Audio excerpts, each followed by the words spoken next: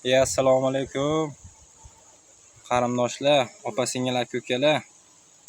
Kimga asal kerak bo'ladigan bo'lsa, xudo xolasa 1,5 oydan keyin arzorimizda asal olishni boshlaymiz.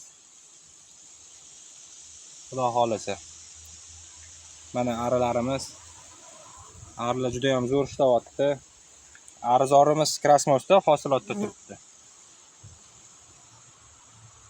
Kimga asal kerak bo'lsa, bemalol aloqaga chiqaveringlar, qarindoshlar, opa-uka, aka-singillar. Chiroyli qilib asal qilib beraman o'zim. Begona emaslar-yu.